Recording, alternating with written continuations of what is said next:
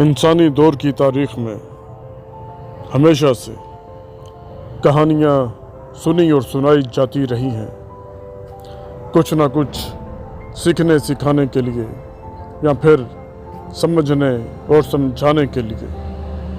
लेकिन कुछ कहानियाँ बहुत बड़ी बड़ी आफाकी हकीकतों की अक्कास होती हैं। आज की ये कहानी भी हम सब की ज़िंदगी की एक बहुत बड़ी हकीकत है। इस कहानी को सर के कानों से नहीं, दिल के कानों से सुनिएगा। ये कहानी नहीं, एक अनमोल खजाना है।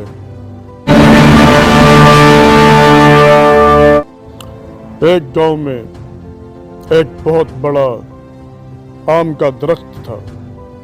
उसी गांव का एक बच्चा रोज उस आम के दरख्त की छांव में आकर खेला करता था। उसे आम का दरख्त बहुत अच्छा लगता था। वो आम के उस पेड़ पर चढ़कर उसकी टहनियों से झूलता। कभी भूख लगती तो उसके दरख्त पर लगे आम तोड़कर खाता, और जब खेल खेल कर थक जाता तो उसी दरख्त के साए में सो जाता। उसे आम के पेड़ से इस कदर प्यार था कि वो रोज उसके पास आने से खुद को रोक नहीं पाता था। अब तो दरख्त भी उसका दोस्त बन चुका था। उसे भी बच्चे के साथ खेलना अच्छा लगता था। दरख्त को उसके साथ खेलने की आदत पड़ गई थी। वक़्त गुजरता गया, बच्चा बड़ा हो गया। अब वो आम के पेड़ के पास आकर नहीं खेलता था। उसकी ज़िंदगी बहुत मसरूफ़ हो चुकी थी। एक दिन वो बच्चा आहिस्ता आहिस्ता चलता हुआ उस आम के पेड़ के पास आया। उदासी उसके चेहरे से साफ नजर आ रही थी। आम के पेड़ ने उसे देखा तो बहुत खुश हो गया। उसने बच्चे को खुश आमदीद कहा और बोला, चलो आओ खेलते हैं।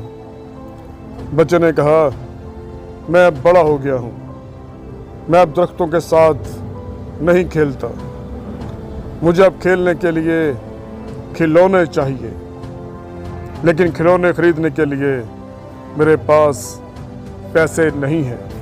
ये सब कहते हुए बच्चा बड़ा मग़मूम हो गया। बच्चे की बात सुनकर आम का पेड़ भी उदास हो गया। उसने कहा, मेरे पास तुम्हें देने के लिए पैसे तो नहीं हैं, लेकिन तुम ऐसा करो कि तुम मेरे सारे आम तोड़ कर ले जाओ और बाज़ार में जाकर इन्हें बेच दो, और जो पैसे मिलेंगे उनसे खिलौने खरीद लेना। लड़का ये सुनकर खुश हो गया और जल्दी जल्दी आम के पेड़ से आम तोड़ने लगा। आम का पेड़ भी लड़के की खुशी में खुश था। उसने अपने सारे आम लड़के को दे दिए। अगले दिन आम का पेड़ लड़के का इंतज़ार करता रहा कि वो खिलौने लेकर आएगा और फिर मेरे पास आकर खेलेगा। लेकिन लड़का वापस ना आया। कई दिन ऐसे ही गुजर गए। आम का पेड़ बहुत उदास हो चुका था। वक़्त मज़ीद गुजरता गया। एक दिन वो लड़का वापस आ गया। अब वो एक नौजवान आदमी बन चुका था। आम का पेड़ उसे देखकर फिर से बहुत खुश हुआ। Welcome my friend, welcome. आओ मेरे दोस्त, आओ हम मिलकर खेलते हैं। लड़का बोला, मेरे पास खेलने का टाइम नहीं है। मुझे अपनी फैमिली के लिए काम करना है। मुझे उनके लिए घर चाहिए। कुछ समझ नहीं आ रहा कि मैं क्या करूं। क्या तुम मेरी कुछ मदद कर सकते हो? पेड़ थोड़ी देर खामोश रहा और फिर बोला, मेरे पास तुम्हें देने के लिए कोई घर तो नहीं है, लेकिन तुम मेरी टहनियों को काटकर इनकी लकड़ी से अपना घर बना सकते हो। उस आदमी के चेहरे पर खुशी की चमक आ गई। वह बोला, हाँ, यह तो एक अच्छी तजवीज़ है। और खुशी खुशी आम के पेड़ की सारी टहनियाँ काट कर ले गया। आम का पेड़ भी उसको खुश देखकर बहुत ज़्यादा खुश हो रहा था। लड़का फिर भी वापस लौट कर ना आया। आम का पेड़ बहुत अकेला और उदास रहने लगा था। सख्त गर्मी के दिन थे। वो लड़का एक बार फिर से वापस आ गया। आम का पेड़ उसे देखकर बहुत ज़्यादा खुश हुआ। खुश आमदीद मेरे प्यारे दोस्त, मैं तुम्हें ही याद कर रहा था। चलो आओ मिलकर खेलते हैं, पेड़ ने कहा। लड़का बोला, मैं काम कर कर के थक गया हूँ। काम के दबाव की वजह से मैं बहुत परेशान हूँ और अब मैं बूढ़ा भी होता जा रहा हूँ। मैं समंदर की सैर पर जाना चाहता हूँ, वह किसी जजीरे पर जाकर रिलैक्स होना चाहता हूँ, लेकिन मेरे पास कोई कश्ती नहीं है। क्या तुम मुझे कश्ती दे सकते हो? दरख्त बोला, दोस्त, मेरे पास तुम्हें देने के लिए कोई कश्ती तो नहीं है, लेकिन तुम मेरे इस तने को काट कर इसकी कश्ती बना सकते हो। कश्ती बनाओ और सैर को जाओ ताकि तुम्हें खुशी मिल सके। उस आदमी को यह आइडिया बहुत अच्छा लगा। उसने दरख्त के तने को काटकर कश्ती बना ली और समंदर की सैर को चला गया। कई साल गुजरने के बाद वह फिर वापस आया। अब वह बहुत बूढ़ा हो चुका था। आम का पेड़ उसे देखकर फिर से बहुत ज़्यादा खुश हो गया और थोड़ा सा उदास भी।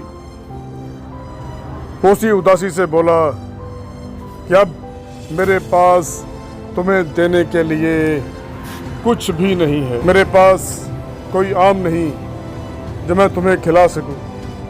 बूढ़ा आदमी बोला, कोई बात नहीं, मेरे पास तो अब दांत ही नहीं।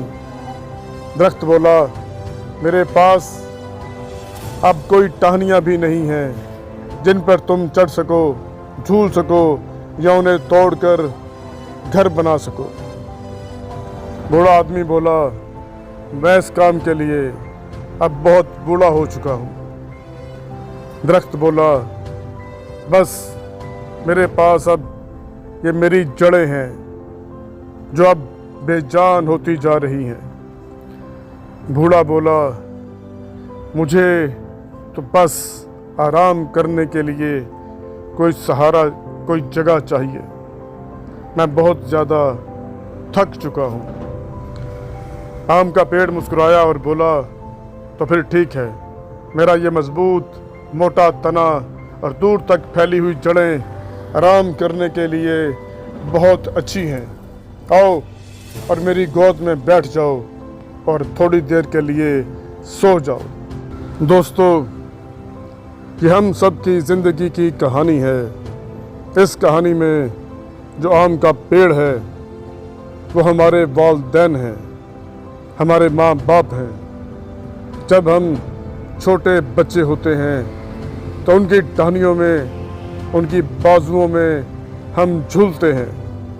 उनकी छाँव में, उनकी मोहब्बत की, प्यार की, प्रेम की छाँव में हम आराम करते हैं। उनका फल उनकी मेहनत मजदूरी का फल हम खाते हैं। लेकिन जब हम बड़े हो जाते हैं तो हम अपनी ज़िंदगी में इतने मसरूफ़ हो जाते हैं कि हमारे पास उनके लिए टाइम ही नहीं होता। हम उनके पास सिर्फ तब ही आते हैं जब हमें उनकी मदद की ज़रूरत होती है, पर वो खुशी खुशी अपना सब कुछ हम पर कुर्बान कर देते हैं।